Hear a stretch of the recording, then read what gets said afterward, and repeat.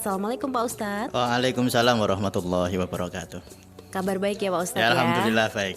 Alhamdulillah. Mbak Eli baik juga? Alhamdulillah. Kalau ngomongin kesehatan sekarang lagi sensitif ya Pak Ustadz ya? Iya, ini orang demam, cemas, ya, batuk, cemas, sesak nafas, cemas. Flu, cemas. Ya, tapi itu harus kita maklumi. Dan Ya, memang dunia itu ya suasana-suasana seperti ini akan selalu silih berganti datang. Betul. Ya mungkin generasi kita, ya generasi saat ini merasake. Mungkin nanti anak cucu kita, anak kita muga-muga gak ngerasake. Amin. Tapi selalu nanti akan muncul entah jatahnya sopo. Setiap di dunia pasti ya Iya. seperti ini ya Pak Ustadz Ya ya? seperti itu. Oleh karena itu kemudian Allah itu menurunkan para nabi, ya. Terus mengutus atau para rasul sebagai memberi bekal kepada manusia untuk menghadapi kehidupan. Makanya nanti itu di akhirat itu Mbak Eli, itu Allah itu nanti memberi alasan nabi untuk umatnya. Jadi maksudnya begini. Nanti kalau ada orang sakit terus protes sama Allah, ya Allah aku ndak nyembah kamu karena aku sakit dulu di dunia. Maka nanti Allah memberikan Nabi Ayub sebagai alasan. Loh, Nabi Ayub itu sakitnya lebih dari kamu, itu aja masih beribadah kepadaku. Itu artinya memang di dunia itu istrinya begitu. Kalau kita berharap nang donya kuwi miskin kabeh ya ora mungkin. Mesti misalnya kayak begini aja lah contohnya. Ini dalam wabah seperti ini ada yang tetap orang beruntung itu tetap ono, Mbak. Misalnya dodol apa, kan ono sing laris tetap ya. Misalnya jual jahe lah kemarin. Jual jahe itu cenderung lebih untungnya lebih banyak. Orang jual alkohol, jual sanitizer yang biasanya dulu ada laku ya sekarang jadi laku. Iya. Ya tentu kita tidak mengharapkan hal seperti ini terjadi terus, tetapi kita harus selalu siap bahwa pasang surutnya kehidupan selalu begitu. Makanya Allah mengutus ada nabi yang kaya biar jadi contoh untuk orang yang kaya. Allah mengutus ada nabi yang miskin agar jadi contoh bagi hambanya yang miskin. Allah mengutus nabi yang sangat gagah perkasa kayak Nabi Musa, waktu gagah perkasa. Jare ini nek nempeleng wong kuwi langsung koit. Saking perkasanya untuk jadi contoh orang yang badannya kuat. Allah memberi nabi rasul ya yang raja diraja biar jadi contoh para pejabat ya. Dan memang begitu hidup. Iya. Ya, jadi ya kita tentu semua berharap semoga ujian ini segera berakhir. Amin. Ya. Tetapi di dalam lubuk hati kita yang paling dalam kita harus bersedia untuk mengambil hikmah dari ini semua. Iya, tetap ya Pak Ustadz ya. Iya. Untuk minggu ini kita mau membahas soal apa nih Pak Ustadz? Iya, sekarang itu banyak orang berkonflik batin, Mbak. Konflik batin. Konflik batin itu gini. Kepengen ngono tapi kok nyatane ngene. Kepengen koyo kae tapi kok nyatane koyo ngene. Misalnya kayak sekarang aku sakjane kepengen dolan tapi kok ora kok dibatasi di rumah aja. Aku kata aku pengen nang wisata ngene kok ora entuk dan sebagainya ya. Nah, konflik batin itu sebenarnya terjadi karena orang tidak soleh, Mbak. Jadi kesolehan itu sebenarnya kan kita bayangin sukanya mendoakan anak-anak kita kan jadi anak yang soleh. Itu bayangannya kan ya dia rajin sholat, rajin ini ya itu betul juga ya. Tetapi sebenarnya maknanya jauh lebih dalam dari itu. Kesolehan itu maknanya tidak ada konflik batin, namanya orang soleh, Mbak.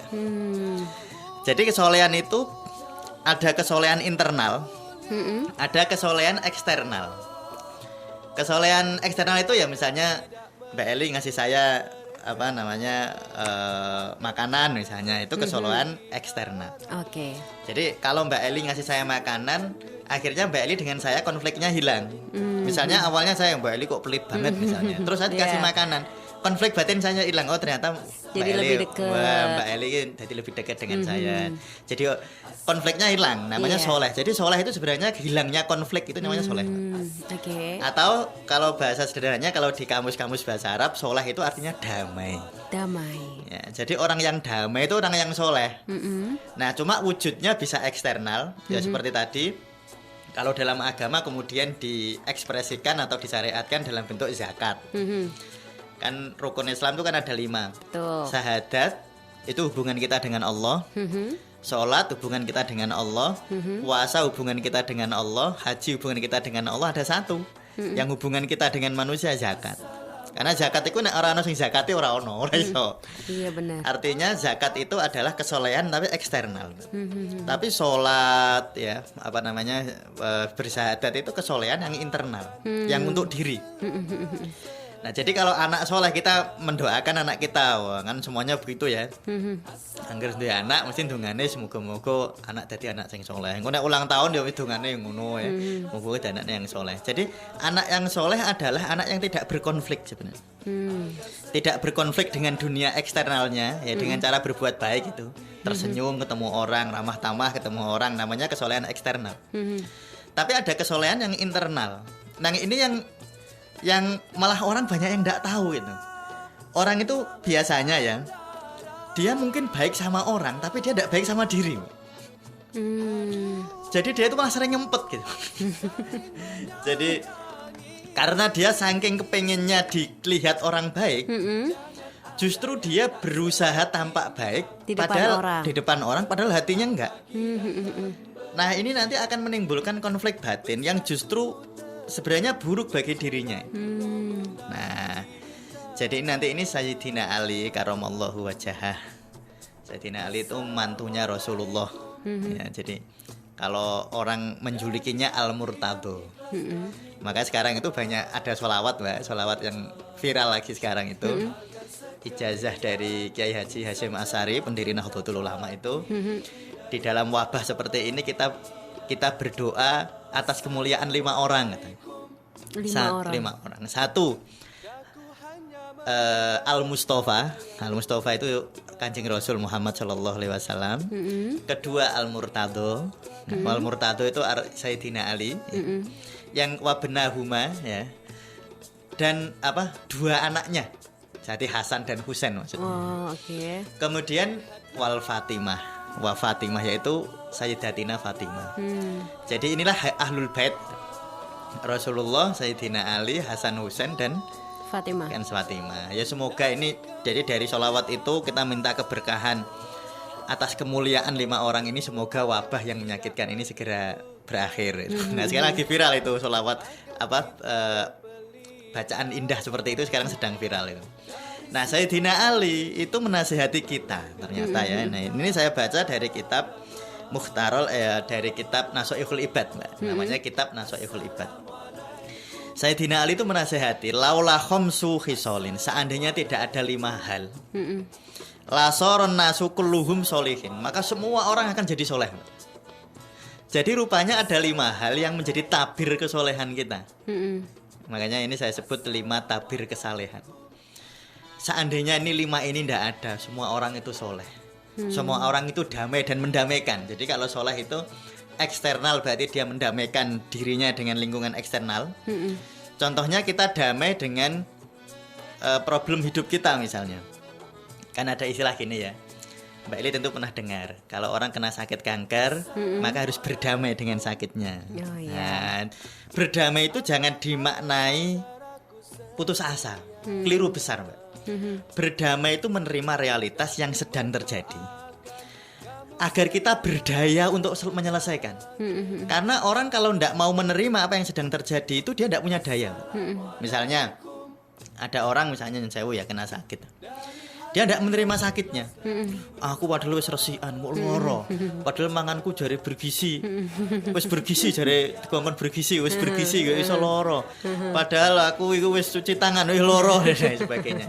Ketika dia marah seperti itu, kita bayangkan maka energi batinnya akan merosot. Karena dia tidak mau terima itu, tidak mau terima realitas itu. Iya. Karena tidak mau terima realitas, lah itu tadi akhirnya apa yang terjadi?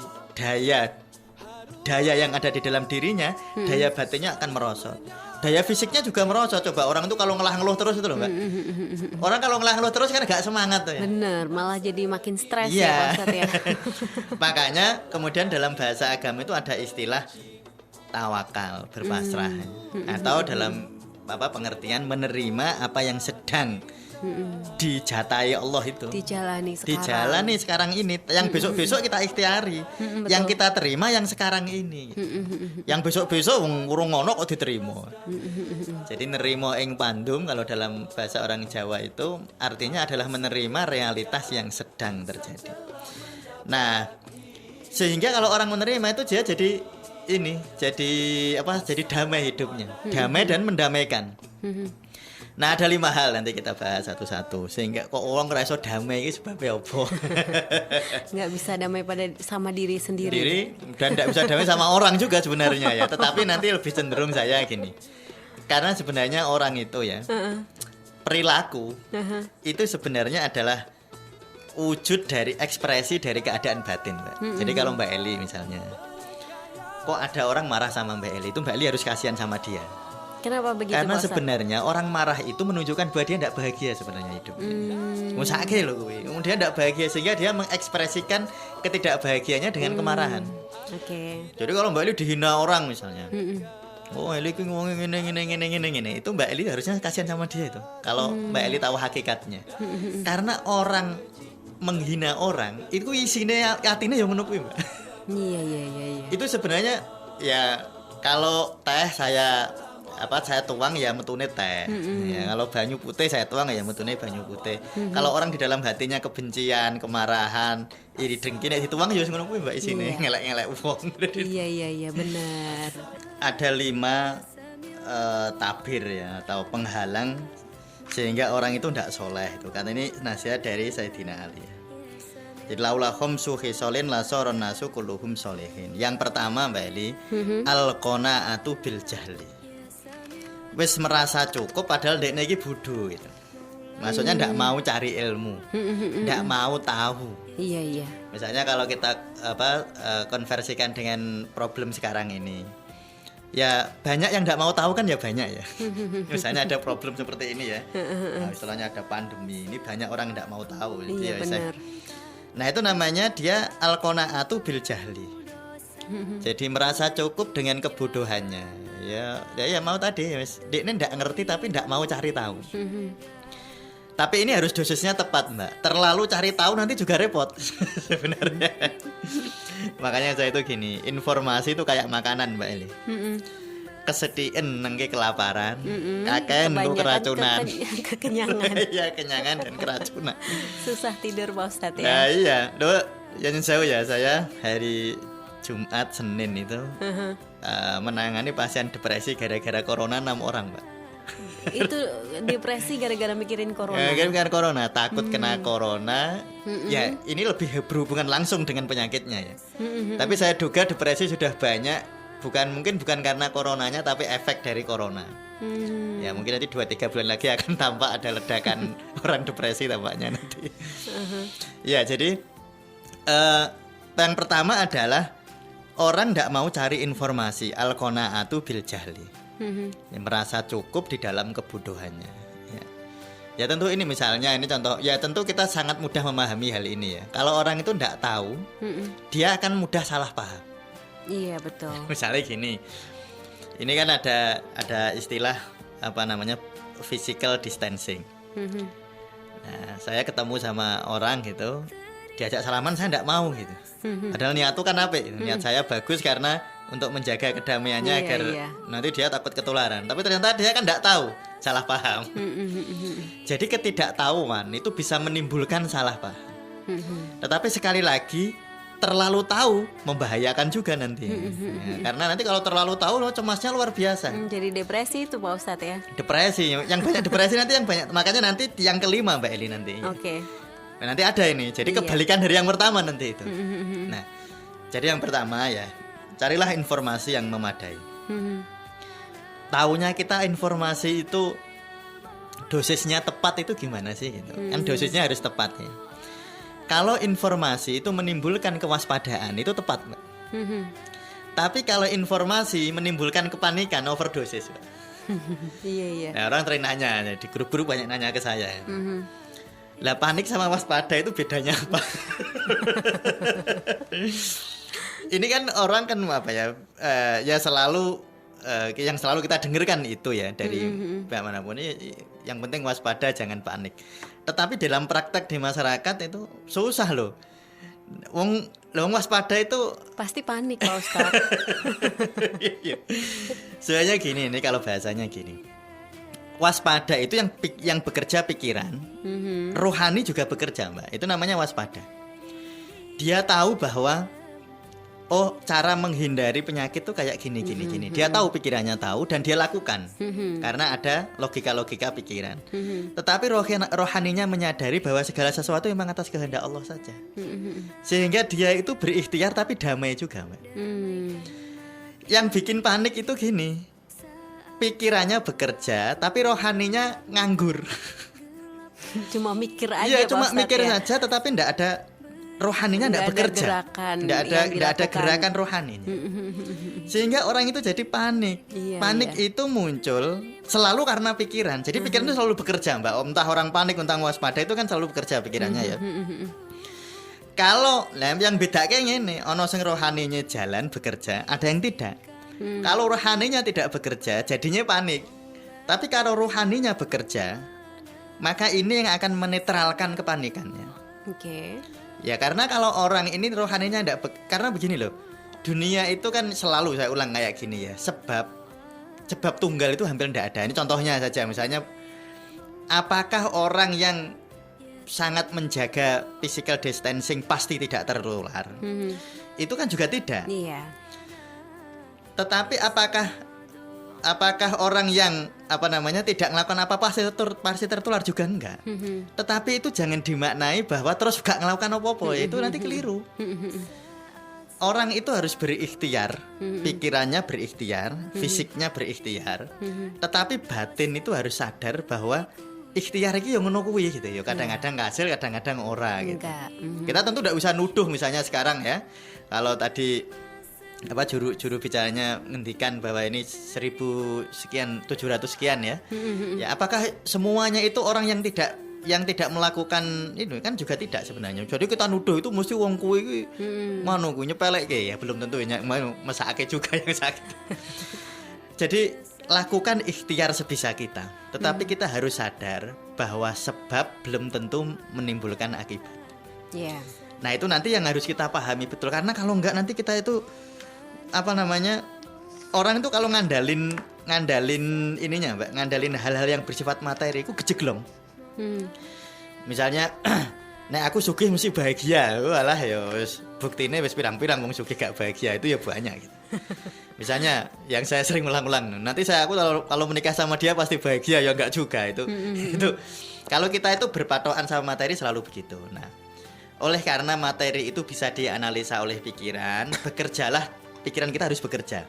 Oh ternyata ilmune ngene, ilmune ya. Jadi jangan mentang-mentang jarene percaya mbek Gusti Allah wis kena ya karepe ora ya karepe kabeh takdir, tapi tidak berikhtiar. Itu namanya al-qanaatu bil jahli ini, Mbak. Nanti dia tidak mendamaikan orang loh, Mbak. Itulah itu. Nah, jadi carilah informasi ya. Carilah informasi yang dosisnya tepat, dan dosis tepat itu hanya bisa kita dapat ketika rohani kita bekerja. Selalu berpasrah diri kepada Allah. Bismillahi tawakkaltu 'alallah. Nek cara basa Jawa iku pasrah sumarah. Atau kalau kayak masnya R.A. Kartini, Sosro Kartono. Ya, jadi Sosro Kartono itu terimah kanthi pasrah. Itu filosofinya Sosro Kartono. Terimah kanthi pasrah. Artinya itu pekerjaan rohani loh ya. Bukan pekerjaan fisik. Kalau pekerjaan fisik ya harus mangan wae harus. Ya wis aku nek ora usah mangan lah engko wareg dhewe. Ora iso. Mangan iku tetep, bahkan seandainya makanan itu sudah di depanmu, kamu tetap penting untuk muluk kok. Harus berusaha muluk. Iya. Itu fisik loh. Nggak mungkin masuk sendiri ya Pak Ustadz ya. Iya, mau terus dhewe mlebu wareg kaya ora enak ndonyo. Nah, jadi artinya janganlah kita al-qanaatu bil jahli. Janganlah kita ndak mau tahu. Ya, tetap harus pengen tahu, tapi pengen tahunya itu harus dalam batas yang wajar. Dan batas wajar itu diukur juga susah, Mbak. Lah terus berapa Pak saya harus cari informasi berapa kali sehari? Tidak bisa. Batas wajar itu hanya bisa ketika rohani kita bekerja. Kalau rohani begitu kita bekerja, kita nanti otomatis tahu, Mbak. Oh ya wis lah, sing iki gak penting, sing iki penting. Ini kita tahu sendiri nanti. Tapi kalau enggak, rohani enggak bekerja, kemungkinannya loro. Jadi rohani kalau enggak bekerja kemungkinannya dua. Siji nyepelekke, nomor loro keweden. Siji nyepelekke, nomor loro panik. Coba. Jadi kalau orang nyepelekke, yang pertama nyepelekke, yang kedua dia panik, pasti rohaninya tidak bekerja. Rohani yang bekerja adalah dia yang waspada, tetapi hatinya tetap damai. Itu rohaninya bekerja. Nah, itu yang pertama. Udah jelas itu yang pertama ya, partisipasi ya. Iya. Yang selanjutnya Yang selanjutnya wal khirsu ala dunya, serakah terhadap materi. Ini orang kayak gitu tidak bisa damai dan tidak bisa mendamaikan. Tidak bisa damai kepada dirinya sendiri karena orang itu cenderungnya kurang terus ya Pak. Ya kurang terus ya. Diwenehi sikil kepengen sepeda, diwenehi sepeda kepengen motor pengen mobil, pengen duwe mobil, pengen kereta api. Pengen rumah, nanti rumah baru tingkat 1 pengen tingkat 2 ya. Nanti tingkat 2 kepengen tingkat 3, nanti pada akhirnya padahal tingkatnya ke bawah, Mbak. Itu kuburan maksudnya. Iya. Tingkatnya ke bawah. Itu jadi manusia itu kalau al-khirsu ala dunia, dia serakah di dalam materi dunia ini, ndak mungkin damai. Jadi nek orang pengen kemudian tercapai pengen lagi itu wajar, Mbak. Karena keinginan itu hukumnya mulur. Kalau tercapai pasti ingin lagi. Karena kalau keinginan terhenti, kita berhenti jadi manusia. Tetapi kita ini menggembala keinginan atau kita digembala keinginan, itu pertanyaannya. Keinginan itu tidak mungkin berhenti. Nanya siapa yang tidak ingin? Keinginan itu kok berhenti? Tidak mungkin. Keinginan berhenti pada saat orang ya sudah tidak sadar lagi, baru tidak punya keinginan. Selama dia sadar dia ingin. Minimal ya pengen ngombe. Iya betul. Gue ngombe ini banyu ya. Iki kok merek yang ini kapan-kapan pengen ini, gue pengen manis, gue manis, pengen yang dingin, gue pengen macam-macam. Keinginan tidak mungkin berhenti. Betul. Tetapi pertanyaannya, apakah kamu menggembala keinginanmu atau kamu digembala oleh keinginanmu? Dan itu nanti cirinya sekali lagi damai. Jadi kedamaian itu menjadi ciri khas, Mbak. Ciri khas orang yang berhasil menggembala dirinya itu, menggembala pikirannya, menggembala keinginannya, itu adalah ciri khasnya adalah kedamaian itu. Nah, jadi orang itu kalau sudah di materi kepada dirinya sendiri dia tidak mungkin damai, apalagi kepada orang. Dia kepada dirinya tidak mungkin damai karena orang yang serakah terhadap materi itu selalu membanding-bandingkan begini. Tanggoku kok duwe ngono aku kok ora. Nanti dia berkonflik dengan dirinya begini. Aku sih sekolah dhisik bodoh. Dhisik kalau aku sekolah dhisik sinau kok ya aku ora ngene. Terus lagi nanti dia lihat orang lebih sukses, temannya lebih sukses. Dhisik aku ngerti wong ngene ora sekolah nang kene. Penyesalan di masa lalu, kemudian ketakutan di masa depan akan menyergap orang seperti ini. Karena ketika orang disergap oleh masa lalunya dan masa depannya, maka kegelisahannya akan muncul. Dan masa lalu dan masa depan itu mesti persoalan materi. Jadi keserakahan terhadap materi. Nek masa lalu nih materi ini luwih apik, dia akan menyesali masa ini ya. Nek masa lalu nih materi ini luwih elek, dia akan cemas. Ojo ben kaya dhisik. Nah ini nanti kedamaiannya akan sulit ya. Jadi orang yang serakah terhadap terhadap hal-hal yang bersifat materi, dia tidak mungkin damai internal ya, di dalam dirinya tidak mungkin damai, dan dia tidak mungkin damai eksternal. Ya akhirnya serakah ya ngono kuwi ya. Nek duwe kesempatan ya korupsi. Nek duwe kesempatan ya berbuat curang. Kalau berbuat kesempatan ya mengabaikan prinsip-prinsip keadilan dan lain sebagainya. Nah ini karena dia serakah terhadap materi. Nah ini yang kedua. Wah ini sangat jelas. Udah buktinya walah ya zaman Nabi Adam sampai sekarang udah buahnya. Apa itu Pak Ustadz? Ya banyak bukti bahwa orang yang serakah materi tidak bahagia itu loh, Mbak. Oh iya. Ya, bahagia itu misalnya yang terkenal dan melegenda namanya Korun ya. Nah, Korun itu karena dulu ndak ada uang virtual apa namanya ya. Kan dulu uang itu, harta itu kan bentuknya fisik ya. Katanya kunci perbendaharaannya koron itu 2 kereta. Kuncinya itu loh ya, bukan gudangnya. Kuncinya aja segitu. Kuncinya ya. segitu banyaknya. Tapi tidak bahagia juga itu. Ya, akhir hidupnya menderita. Iya. Itu koron. Makanya ada apa namanya, ada ulama bilang ini corona ya, nganu katanya koron. Karena manusia apa namanya membanggakan atau terlalu cinta kepada dunia, ya itu sebuah bener salah gak penting, tapi yang hikmahnya kita ambil ya. Nah, jadi yang kedua Mbak, tadi yang pertama al-qanaatu bil jahli, orang yang tidak mau tahu.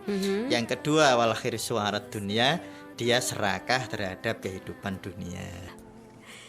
Masih ada 3 hal lagi, silahkan langsung aja Pak Ustadz. Iya, jadi yang ketiga, tidak cukup nanti kalau udah 3. Iya. Wasuhu bil fadli. Jadi pelit, medit. Nah, apa Mbak? Pelit, medit, apa meneh bahasa sing rada elek. Apa ya? Ya, jadi kikir ya. Kikir bil fadli padahal dia sedang berlebihan. Ya tentu ini tadi ya mirip sama yang kedua sebenarnya ya. Jadi ini sebenarnya menunjukkan bahwa seseorang itu cinta terhadap dunia. Jadi rumangsane omah engko digawa mati, rumangsane. Padahal yang dibawa mati adalah rumah kamu gunakan untuk apa? Bukan rumahnya yang dibawa sebenarnya. Jadi kalau kita misalnya punya kendaraan, punya mobil. Jadi nanti mobil kan digawa mati.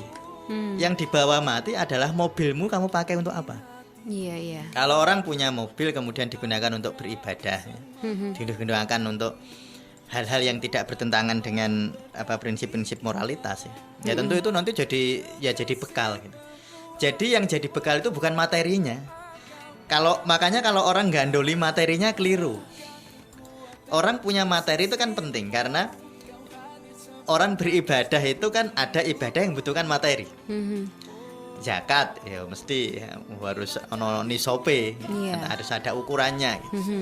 Jadi misalnya sholat itu ya kita butuh misalnya apa minimal tempat dan sajadah. Ya sajadah macam-macam, butuh materi.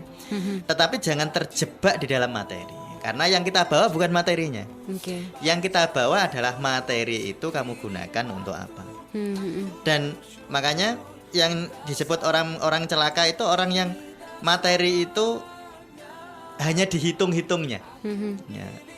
Jadi dia punya materi itu hanya untuk dihitung-hitungan tok. Oh, omahku piro, apa namanya, depositoku piro, oh kendaraanku berapa. Dia mempunyai sesuatu dan hanya puas di sesuatunya itu. Dia tidak menghayati untuk apa sesuatu ini ada. Nah, orang seperti itu wasuhu bil fadli. Walaupun dia berlebihan tapi dia tetap saja kikir. Tetap saja medit, pelit. Nah itu tentu orang seperti itu tidak mungkin damai dengan dirinya. Wong dek ini tidur aja cemas pasti Mbak. Iki ono sing nyolong anuku ora lho, dia kalau punya misalnya punya perusahaan. Ki piye sesuk iki ono sing korupsi ora anak buahku gini. Nah itu nanti dia akan cemas ya. Jadi orang yang mencintai dunia itu tidak mungkin hidupnya damai. Mustahil. Jadi mustahil kalau kita ingin kedamaian, kita tergila-gila kepada dunia, itu mustahil. Dunia itu memang dibutuhkan selama kita hidup. Karena kita kan materi. Kita kan saya ada tangan ini butuh darah ya. Darah ini butuh gizi butuh makan. Tentu itu penting sekali. Jadi harta itu penting, materi itu penting, tetapi harus kita sadari itu tidak kita bawa. Misalnya orang mikir wah irungku ku sing apik piye ya tak operasi ben apik ngono kuwi. Ndekne lali nek mben iku irungku ya ilang. Iya. Ketika orang meninggal ya hidungnya hilang. Ya artinya hidung nanti ditelan bumi, wong bumi kembali ke bumi. Darah kita kan berasal dari bumi, Mbak. Rambut, dari ujung rambut sampai ujung kaki berasal dari bumi. Dulu kita kecil waktu lahir, bahkan tidak ada dulu kan. Dulu kita itu tidak ada. Dari sel bapak dan sel ibu, spermanya bapak dan sel telurnya ibu bertemu. Dari situlah darah mengalir dan itu asal dari makanan semua. Sampai kita bejejek sakmene gedene itu semua berasal dari bumi dan ini nanti akan kembali kepada bumi. Tidak kita bawa. Iya. Nah, kalau kita terlalu mencintai, wah Dan nanti banyak orang Mbak, sakaratul maut ya. Saya sering ngamati orang kalau meninggal susah itu hal kayak gini. Jadi saya sering ada orang dimintai tolong, ada orang meninggal kok susah. Kayaknya sudah sakaratul maut Pak, sudah berminggu-minggu kayak gini kok enggak kok kayaknya sulit sekali. Wah ini nggowo pusaka apa orang Jawa ya. Itu sering kali problem-problem kesulitan orang meninggal itu karena kecintaan terhadap dunia yang berlebihan. Oke. Nah, itu yang ketiga. Ya, yang keempat. Ini soalnya ada yang bertanya juga. Oh iya. Yang keempat waria fil amal ini. Jadi nek ngamal, ketoke ngamal apik tapi pengen didelok wong. Wah niku iso damai juga, Mbak. Ya, misalnya kita sholat tuh harusnya kan menimbulkan kedamaian tuh. Sholat itu isinya doa-doa. Kita sedang berkomunikasi dengan zat yang maha luar biasa ya, yang maha damai. Tapi yang sholatnya karena ingin dipuji orang ya, Allahu Akbar ya terus karena sendelo aku orang. Nanti pulang ke rumah lirak-lirik tanggone kok anak sing ngrasani aku apik ya mustamir guys. Ya tidak damai gitu. Dan semuanya nanti begitu. Semua amal kalau tidak ikhlas pasti tidak mendamaikan. Jadi dia itu mendamaikan hanya kita ikhlas. Karena kalau orang ikhlas itu tahu bahwa Allah itu pasti bales, Mbak. Mesti damai. Oke. Kita itu kalau sholat terus ikhlas. Iku mbok jaluk orang mbok jaluk tetep ono ganjaran nek ambek menungso beda loh, Mbak. Kalau manusia itu saya ngasih seseorang saya kasih uang itu iso matur nuwun, iso malah ngece. Saya misalnya ngasih uang si A tak kasih 10.000 malah ngece. Uang bukan 10.000 tak. Ya ono sing ngono, ono sing matur nuwun. Jadi itu dunia. Iya. Jadi kalau di dunia kita memberi kepada orang, mungkin ada balasan baik, mungkin juga tidak ada balasan baik. Iya. Tetapi kalau karena Allah pasti balasannya baik. Karena Allah itu tidak ingkar janji. Iya. Nek menungso iso ingkar janji. Betul. Makanya kalau kita beramal ingin didelok uang, ya engko akhirnya amal ini tidak berefek terhadap jiwa kita. Malah akhirnya jiwa kita jadi kerdil, Mbak. Mulane ono uang misalnya iki. Haji nganti gak diundang haji itu nak nesu pirang-pirang dino ngono ya ono lho, Mbak. Iya. Ada orang haji ra diundang haji ku padahal sing ngundang ku yo gak ngerti nek haji. Wah, iku dineng dino. Oh, itu banyak itu kejadian. Ada orang misalnya di masjid dia nyumbang banyak sekali misalnya. Tapi ndelalah orang-orang sana itu ya rapatek ngurmati, ndak nyebut-nyebut namanya. Ya gelisah juga hatinya karena memang dia amalnya untuk riya tadi, riya atau sum'ah. Kalau riya itu pengen didelok, nek sum'ah itu pengen dirungokke. Oke. Lah sum'ah itu banyak, Mbak. Kita ini kan hampir banyak ya banyak di antara kita itu kebanyakan pengen didengarkan tapi ora kepengen mendengarkan. Wah, itu penyakit lebih pandemi daripada corona, Mbak. Penyakit pengen dirungokke tapi mau ngrungokke itu lebih pandemi daripada corona ya. Makanya terjadi konflik keluarga banyak karena kabeh kepengen dirungokke. Iya. Ngomong sing siji ngomong 2 kata dibales 4 kata, dibales 8 kata, dibales 16 kata. Sampai mau ngomongnya opo nganti ora eling. Saking tumpang-tumpangan. Iya. Yang kelima ya. Yang terakhir. Yang terakhir, nah ini yang tadi itu. Kebalikan dari yang pertama. Yang pertama tadi tidak mau tahu, yang ketiga wal jabu birra'yi. Dia heran, gumun, bangga terhadap pikirannya. Dadi golek ilmune, ilmune digoleki malah dadi bingung, Mbak. Nah, sekarang di masa ini pandemi kayak gini, ini informasi kan banyak sekali. Iya. Anggere ono grup WA, kabeh do ngirimi tentang corona. Iya, betul. Diwaca kabeh padahal belum tentu kalau dikalibrasi ya. Bener apa ora itu belum tentu. Iya. Dan banyak salahnya. Sehingga orang ini kebaan ilmu, kebaan informasi, sehingga yang timbul adalah justru kecemasan. Wong informasi sekali lagi saya ulang itu kayak makanan, Mbak ini. Jadi nek kakek nek kesidhiken yo lapar, kakek kekenyangan dan malah bisa keracunan. Maka informasi harus secukupnya. Maka beruntunglah sebenarnya, beruntunglah orang yang ada tempat dia bertanya yang dia percaya. Sekarang itu hampir kita itu kan problem paling banyak dialami oleh manusia adalah dia tidak punya teman, tidak punya tempat untuk curhat. Dia tidak punya tempat untuk bertanya sehingga dia selalu nek ono informasi ini dianggap bener. Iya. Informasi ini dianggap bener. Nah, suatu saat ternyata informasinya bertentangan. Wah, akhirnya bingung, konflik batin sing ditakoki ora enek. Iya. Ya, makanya beruntunglah orang yang ada gandolane. Beruntunglah sahabat karena punya Rasulullah. Iya. Beruntunglah para tabiin karena punya sahabat. Beruntunglah para tabiin karena punya sahabat.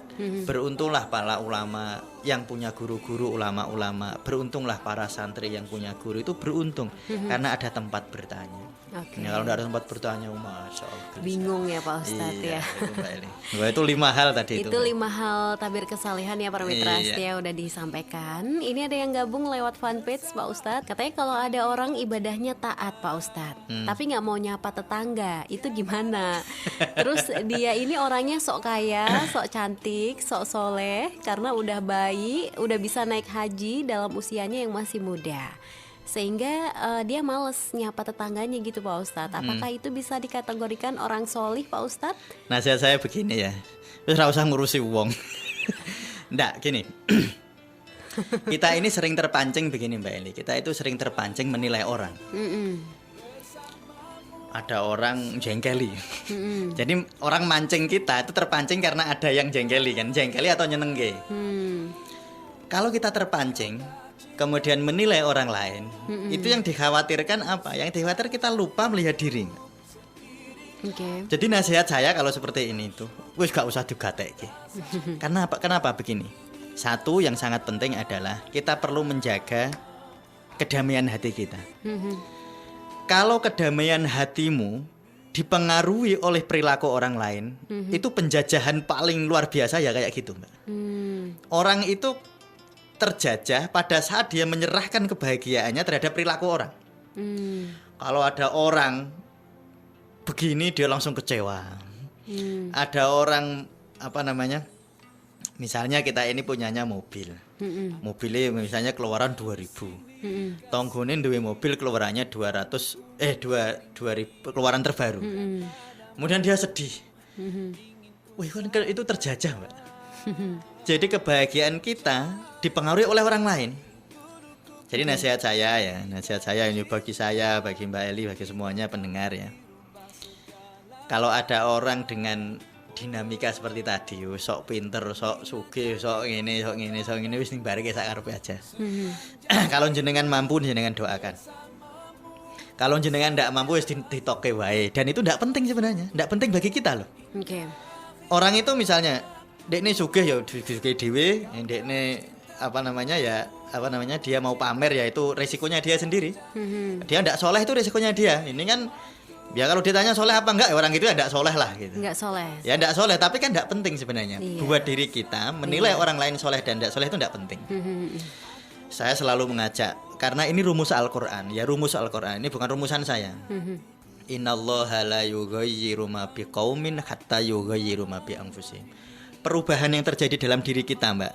Ya, dalam keluarga kita, dalam kedudukan sosial kita, ekonomi kita, dan yang paling penting keadaan kebahagiaan kita itu hanya terjadi hatta yughayyiru ma bi anfusihim, sampai kita mengubah diri kita sendiri. Oke. Kalau kita mau mengubah orang udah susah. Nah, saya sering guyon gini, maunya kita tuh ngubah orang kan. Misalnya si istri pengen ngubah suami pengen ngubah istri pengen ngubah anaknya pengen ngubah orang tuanya. Masya Allah. Nah, saya kasih contoh. Coba kalau kita pas marah, rubahlah dirimu langsung tidak marah. Itu aja susah kok. Lah kita nyuruh orang kayak gitu. Iya. Ya, jadi satu ya nasihat saya bagi diri saya, bagi semuanya. Yes, kalau kita diperlihatkan dipameri orang, dihengkei orang, cara Rembang itu dihengkei, dipameri, agar kita sakit hati atau gimana ya wis ben. Iya. Ya. Ini gitu. satu lagi nih Pak Oh, Ustadz. ada satu lagi. Oh ya, siap ya. Kalau contoh gibah itu seperti apa Pak Ustadz? Gibah itu ya, ukuran gibah itu gini. Bukan membicarakan orang itu gibah, bukan.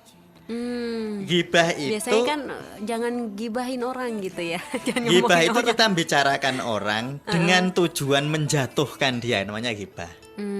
Dan iso bener iso salah. Gibahnya itu maksudnya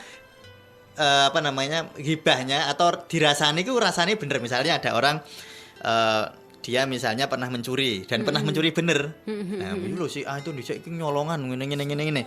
Itu hibahnya kan bener memang dia mencuri. Tetapi tujuannya untuk menjatuhkan. Okay. Bener kayak ngono kuwi tetep jenenge hibah, Mbak. Oh. Nek salah jenenge fitnah, luwih gawat meneh iku. Ora nyolong darani nyolong. Nduk niku paling yo nyolong kuwi, mulane sugih. Mulane ngene. Kalau kayak gitu jenenge kita fitnah, itu lebih gawat, lebih kejam daripada gibah ya. Iya, Jadi gibah kita membicarakan orang, kalau tujuan kita untuk memperbaiki hubungan, wah itu malah baik. Misalnya contohnya gini, saya itu sama Mbak Eli itu misalnya, Mbak Eli sama Mas Aldi misalnya, itu sedang terjadi konflik. Nah terus saya ngomongin Mas Aldi nih, saya ngomongin tentang, karena saya sebenarnya pengen Mbak Eli biar berubah cara berpikirnya tentang Mas Aldi misalnya. Saya bicarakan, Mas Aldi itu orangnya sama saya itu baik Mbak Eli, gini. Saya ngomongin dia kan itu. Itu walaupun salah saya tetap bener, Mbak. Oh ya. Walaupun salah misalnya Mbak sama Mas Aldi Mbak tidak baik, tetap saya bener karena tujuan saya baik. Oh. Jadi yang paling penting dari itu semua adalah apa tujuan kita. Tapi itu termasuk hibah apa bukan, Enggak. Pak Ustadz? Enggak. Ya apa namanya, itu malah berpahala kalau Oke. tujuan kita baik. Misalnya ada orang kan sering ya, misalnya saya ada istri datang ke saya gibahin suaminya. Ya saya akan bercerita tentang suaminya yang baik-baik. Ya itu saya kan gibahi, kalau dalam bahasa sederhananya kan saya ngomongin suaminya. Tapi tujuan saya sangat baik, malah berpahala saya ngomonginnya. Jadi gibah kuwi sing jenenge gibah ngrumpi apa-apalah itu bahasanya itu sebenarnya ngomongin orang dengan tujuan menjatuhkan. Oke. Kalau ngomongin orang dengan tujuan kebaikan itu baik. Contohnya kita ngomongin orang untuk mencari kebaikannya. Lah Allah misalnya di Al-Qur'an ngomongin Firaun kan? Ngomongin Firaun. Nah, tapi kan tujuannya Allah agar jadi contoh. Lah itu boleh, Mbak. Kalau mau ngomongin orang yang tujuannya yang baik-baik aja, biar nggak jadi Iya. gibah ya. Ya sudah Pak Ustadz, terima kasih Iya, sudah sama-sama, Mbak Eli. hampir jam 8 Iya. malam. Semoga saja ini bermanfaat ya untuk kita semuanya. Ketemu lagi 2 minggu lagi ya Pak Ustadz Iya, ya. insyaallah. Ya, assalamualaikum. Terima kasih Pak Ustadz. Iya, waalaikumsalam warahmatullahi wabarakatuh.